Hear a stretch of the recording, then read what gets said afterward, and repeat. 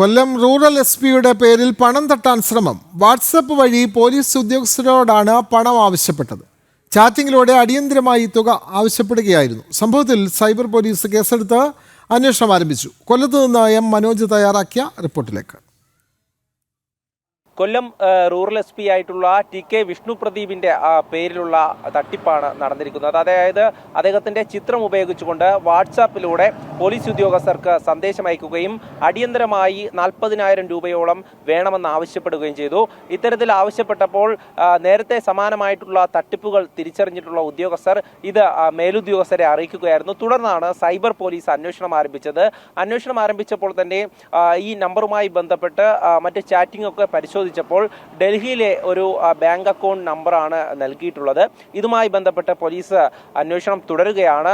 സമാനമായ മറ്റ് തട്ടിപ്പുകൾ ഇങ്ങനെ നടത്തിയിട്ടുണ്ടോ എന്നും പരിശോധിക്കുന്നുണ്ട്. എന്തായാലും നിരവധി പോലീസ് ഉദ്യോഗസ്ഥർക്കാണ് ഇത്തരത്തിലൊരു സന്ദേശം ലഭിച്ചത്.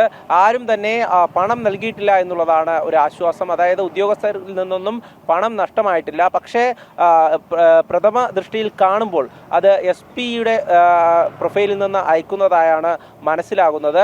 പക്ഷേ അത് കൂടുതൽ പരിശോധിക്കുമ്പോഴാണ് അത് ഫേക്ക് ആണെന്ന് മനസ്സിലാകുന്നത്. പിന്നാലെയാണ് പോലീസ് ഇതിൽ ഗൗരവമായി അന്വേഷണം ആരംഭിച്ചിട്ടുള്ളത്.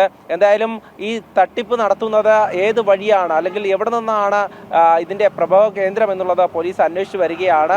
അതോടൊപ്പം തന്നെ ഈ മേഖലയിൽ മാത്രമല്ല, നേരത്തെയും സമാനമായി കളക്ടറുടെയൊക്കെ പേരുപയോഗിച്ചുകൊണ്ട് പല തട്ടിപ്പുകളും നടത്തി വന്നിരുന്നു. പിന്നാലെയാണ് പോലീസ് ഉദ്യോഗസ്ഥരുടെ പേരിൽ ഈ തട്ടിപ്പ് നടത്തിയിരിക്കുന്നത്. സംഭവത്തിൽ സൈബർ പോലീസ് കേസ് രജിസ്റ്റർ ചെയ്തിട്ടുണ്ട്. അതായത് വഞ്ചന, ഒരേ ലക്ഷ്യത്തോടു കൂടിയുള്ള കുറ്റകൃത്യം, അതോടൊപ്പം ആൾമാറാട്ടം തുടങ്ങിയ വകുപ്പുകൾ ചേർത്തിട്ടുണ്ട്. ഇതുമായി ബന്ധപ്പെട്ട് ഡൽഹിയിലും അതോടൊപ്പം തന്നെ മറ്റ് സംസ്ഥാനങ്ങളിൽ നിന്നാണോ ഇതൊക്കെ ചെയ്യുന്നതെന്ന് പോലീസിന് സംശയമുണ്ട്. അതുകൊണ്ട് തന്നെ അന്വേഷണം വ്യാപിപ്പിച്ചിട്ടുമുണ്ട്.